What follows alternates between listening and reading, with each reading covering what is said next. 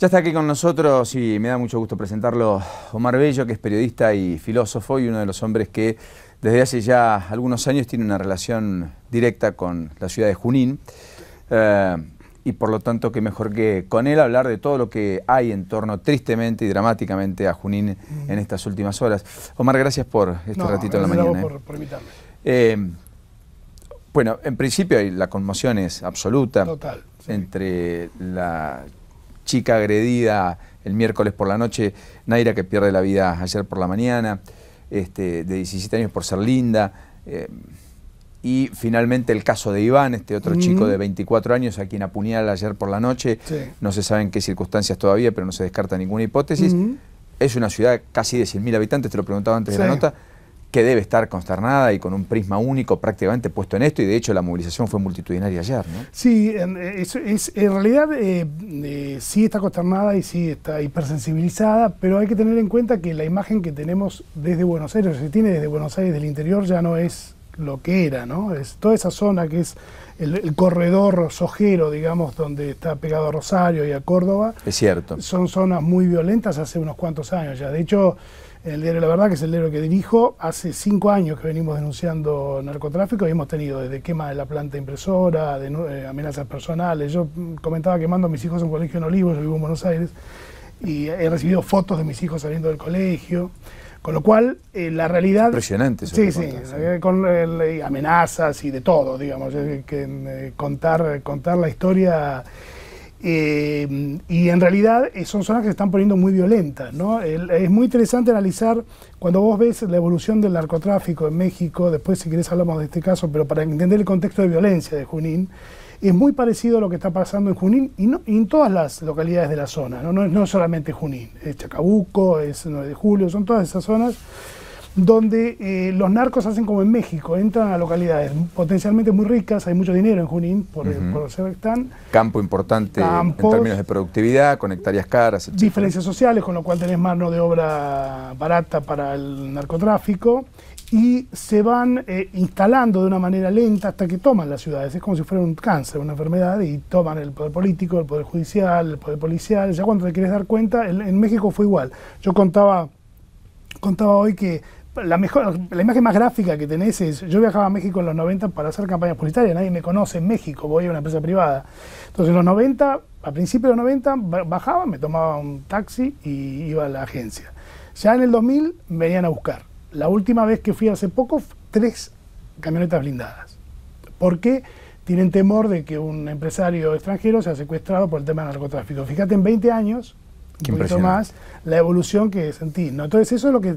Y en el interior de México es mucho peor. Entonces el contexto de violencia que hay en ciudades como Junín sorprende quizás a los porteños porque no están acostumbrados, pero ellos ya hace 2 o 3 años te diría que... Bueno, Junín fue donde hicieron una protesta frente a la municipalidad, donde hubo quemas, donde hubo 2 o 3 casos también en muy breve lapso, emblemáticos, que dispararon la ira y la preocupación. Exactamente, allá se llama el 10M, que fue el caso de Karen Campos, que fue una chica menor de edad también, que estaba atendiendo un kiosco. Claro. Y ella entra un ladrón y dispara con estas pistolas eléctricas, y la matan directamente ahí. Se genera una pueblada muy grande que hizo temblar a la ciudad realmente, ¿no? Después hubo muchas especulaciones acerca de si la pueblada tenía o no una connotación política.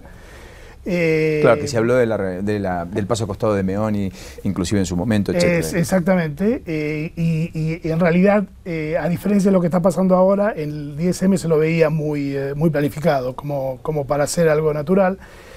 Pero es una ciudad caliente, y pensar que además Junín es el centro cultural de toda esa zona y vivimos violencia, robos, todos los días, ¿no? O sea, no sale de la habitualidad. ¿Y te sorprende cuando Agustín Rossi dice, hablemos con propiedad, el índice de delitos en la Argentina, para hablar de inseguridad, es el más bajo de toda la región? Sí, a mí me da mucha tristeza, me genera...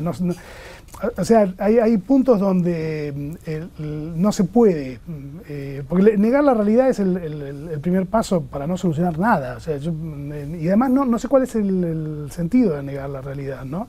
Y además tampoco me parece, suponete que así fuera, vamos a suponer que porque la gente denuncia poco o por una cuestión de realidad o que lo comparas con Venezuela hay bajo nivel de delito. Eso no implica que no tengamos que sentar acá a felicitarnos cuando el nivel delictivo es altísimo en Argentina. Es decir, su lugar es decir, voy a hacer esto y hacerlo, punto. Después que se guarden las estadísticas, la verdad ofende a los padres de los chicos que mueren, ofende a todos. Sí, claro. Es ofensivo. Esas cosas, ya te digo, me parecen tontas. Digo, ¿quién los asesora, no? Yendo concretamente a los últimos dos casos, digamos, ¿vos crees que fue un caso de bullying estrictamente el del miércoles por la noche con Naira o no? Sí, es un caso de bullying. Hay que ver las características. Es una escuela nocturna con chicos grandes, pero o sea, mapa heterogéneo de diversidad de edad. Exactamente, diversidad de edad y un nivel social no tan bajo, no es tan bajo. Pero en realidad, si vos ves muchos mapas de las escuelas de Junín y de todos lados, el bullying es una presencia que los maestros no saben qué hacer y no lo conocen. Yo decía ayer que este caso no empezó el miércoles con la golpiza de la chica, sino que seguramente tiene 1 año o 2 años de desarrollo. A veces es por cuestiones tan sencillas como que la chica tiene un celular, después lo traducen en esto de que es linda y que es cheta, pero que tiene un celular distinto y eso genera ya distintos grupos. De hecho, yo ayer hablaba con el fiscal, José David Galante, de la causa, y las versiones que tiene es que en realidad hubo un llamado concreto desde el colegio para organizar esta patota, que no iba dirigida a la chica que falleció, sino a otra que ese día no fue al colegio. Con lo cual, estas personas que vienen, que son 3 mujeres, fíjate que una es madre y ama de casa, ¿no? La de 29 años. 29 años, madre, ama de casa, que es una de las más complicadas en la causa. Las más complicadas. Sí. Porque son 3 las detenidas, se negaron a declarar, pero naturalmente al ser mayor... Y ella y la de 22 están muy complicadas. Y la de 22, que es la otra. O sea, planifican el golpe, van a pegarle a cualquiera de ese grupo de chicas que representa lo que para ellos era el enemigo, digamos. Y eso está pasando en todos los colegios. Es un caso de bullying, lo que pasa es que se da en un contexto de violencia brutal. Yo ayer también comentaba que, vos fíjate que ni la agresora es consciente del daño que hace, ni la agredida es consciente del golpe que le dieron, porque la chica, pobrecita, fue a su casa y hizo lo que el ABC, lo que no es culpa de ella, pero se fue a dormir a su casa. O sea, hay tanta violencia todos los días que ninguna de las dos registró. Correcto, y que es algo que parecería ser más habitual de lo que uno imagina, en virtud de lo que vos contás. Sí. Me peleé, punto, me fui a mi casa a dormir, mañana sigo la vida. Error. Y quien agrede no tiene magnitud y dimensión del daño que produce. Claro, y ahí después tenés, ayer me decían, pero ¿cómo? Los padres no los llevaron al hospital. Y yo digo, bueno, ustedes no conocen la realidad de los hospitales del interior. O sea, si una chica viene y te dice, mira, me duele la cabeza porque me golpearon contra la pared y vos no ves ningún signo externo dramático, ir a un hospital implica esperar horas y horas y horas. En el supuesto caso, porque tampoco vamos a ser muy sinceros, hoy todos saben a decir si hubiera venido el miércoles la salvábamos. En el supuesto caso que lo hubieran atendido, hubieran estado los elementos para hacer los estudios correspondientes. Sí, que no necesariamente tiene interrelación con esa riqueza de la cual dabas cuenta, no. Porque en materia de infraestructura y demás también hay que decir que muchas veces hay una especie de doble estándar, es decir, son ciudades ricas, con estructuras pobres. Con estructuras pobres, ahí hay un hospital intersonal muy grande que, digamos, está muy bien preparado para las emergencias, pero tiene las mismas realidades que todos los hospitales de Argentina, ¿no? Entonces, tampoco tenemos la seguridad, es fácil decirlo con el diario del lunes, pero tampoco tenemos la seguridad de que esta chica, pero sí, ese es un caso específico de bullying. Yo lo hablé mucho con los docentes de Junín. Vos vas a algunas escuelas de Junín y parecen cárceles realmente, pero tampoco los docentes tienen un poco lo que hablabas vos antes, ¿no? Los docentes no tienen herramientas, las escuelas secundarias son depósitos de chicos, los docentes no tienen herramientas para disciplinar o para diferenciar entre qué chico puede seguir ahí y cuál no, porque hay una orden directa bajada que nadie la verbaliza, pero es así de que los chicos tienen que terminar y que tienen que seguir. Entonces, no es la preparación de los docentes. Creo que cualquiera de nosotros, frente a esa indicación de, mirá, vos no podés hacer nada, no podés disciplinarlo, no podés poner las amonestaciones, no podés hacer nada, ¿qué haces? Con chicos que vienen de situaciones muy graves de violencia, entonces los mezclan y vos vas a entrar a algunos colegios, son cárceles. Alguien me decía, un pedagogo, ¿viste como en el fútbol que hay árbitros saca partidos? Que lo único que procuran es que no se desmadre. Bueno, lo que tenemos son docentes que intentan que el día termine. Y no es culpa de ellos, porque en realidad... no enseñar, no instruir, no capacitar. pero vos querés avanzar y vos querés, suponete, vamos a lo mínimo que es la fijación de límites, que es parte de la educación. Vos tenés que fijarle límites al chico. El chico no puede insultar a una docente, no puede irse de la clase. No, claro, no todo es relativo y hay cosas que están bien y hay cosas que están mal. Digamos. Ahora, el docente es muy poco lo que puede hacer. Objetivamente es muy poco lo que puede hacer. Entonces, los chicos lo saben. El principal problema es que los chicos conocen esa realidad. Ellos saben que el docente no puede hacer nada al fin del día. Entonces, tomaron un poder que a los docentes preparados o no preparados les cuesta mucho manejarse, ¿no? Por más que uno diría, bueno, estás en el colegio, no miraste qué pasó, y quizás lo vio, pero quizás vio otras cosas peores que no derivaron en muerte, ¿no? Claro. Y son dos casos distintos en realidad, el de la chica y el del joven. Bueno, el diván pasó ayer, en la tarde-noche, fue apuñalado, sí. 24 años, hay muchas hipótesis, no sé qué es la última información, o cuál es la última información está grave, siguen todavía no hay mucha información, y tenemos otro chico más en terapia intensiva, también con respirador artificial, en estado de coma, que fue agredido, se supone, a la salida de un boliche. Todavía no hay... El fin de semana. Hace 2 semanas atrás. Todavía no hay testigos. El chico apareció tirado al lado de una moto. Se creía que era un accidente de moto, no fue, lo golpearon. ¿Cuántos años? Es menor de edad también, creo que 17, 18. Impresionante, 3 casos en 15 días. Sí.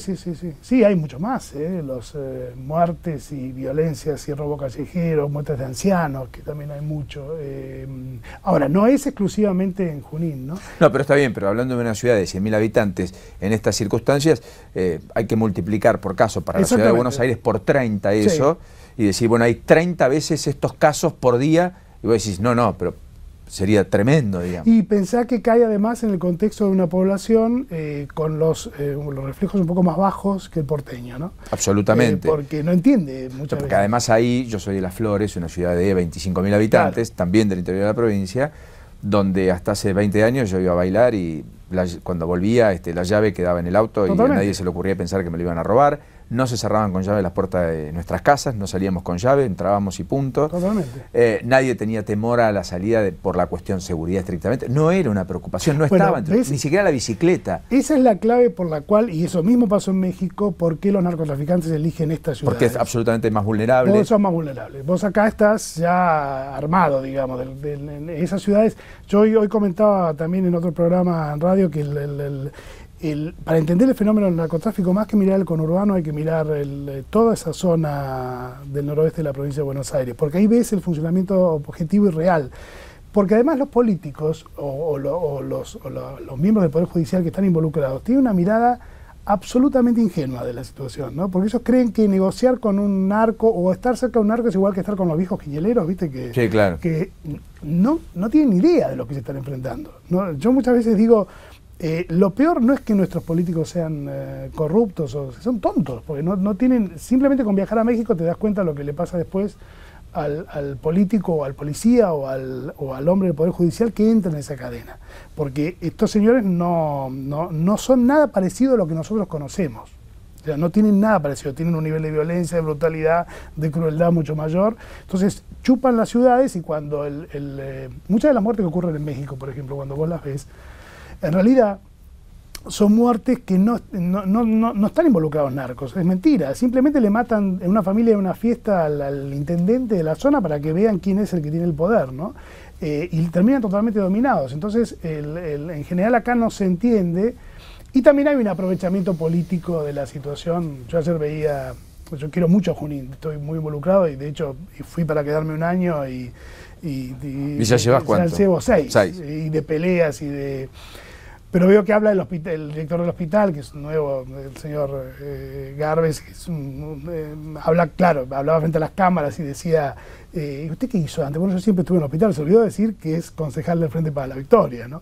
Un pequeño dato, digo de esto porque criticaba, yo tengo una lucha histórica con el intendente de Junín, nos llevamos bastante mal, pero... Mario Meoni, que es hombre de la Unión Cívica Radical. Sí, que ahora es más sano, nos llevamos mal, pero hay que poner las cosas en su lugar, ¿no? Si vos vas a criticar la acción del intendente, decí a qué partido perteneces. ¿Y desde qué lugar lo haces? Desde qué lugar lo haces, porque me pareció injusto que en un momento de tanto dolor el director del hospital no responda frente a la pregunta del periodista de dónde venís. Sí, no, siempre estuve en el hospital. No, sos concejal del Frente para la Victoria. Esto pasó ayer.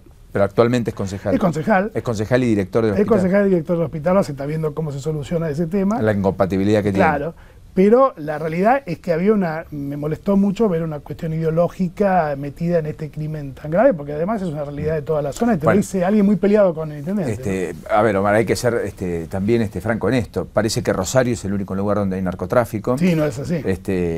Parece que solo las policías de Córdoba y de Santa Fe son las que tienen connivencia con el narcotráfico.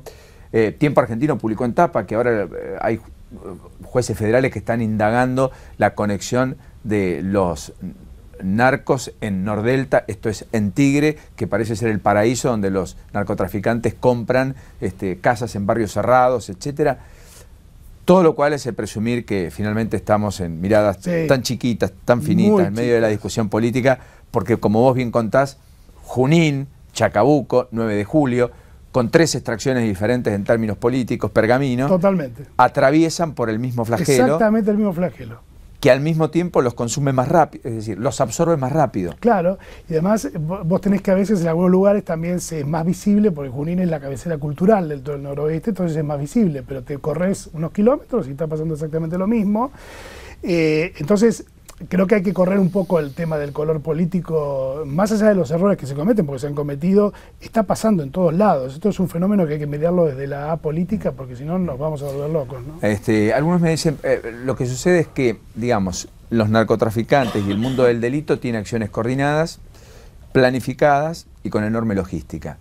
Y vos lo que tenés, y con enorme articulación, es un Estado inerte, con compartimentos estancos, sin articulación, sin coordinación, que termina intentando librar batalla, con lo cual es lo desorganizado frente a lo organizado. Sí, y también una cuestión ideológica que es muy compleja. Nosotros en los últimos 10 años lo que hemos instalado es la idea de siempre entender a la delincuencia, ¿no? Siempre se entiende ponernos en el lugar del que comete el delito. Yo entiendo, entonces tengo que generar trabajo. Yo lo que digo, bajen por ejemplo, en Junín. Vamos a poner el caso concreto de Junín donde ocurrió esto.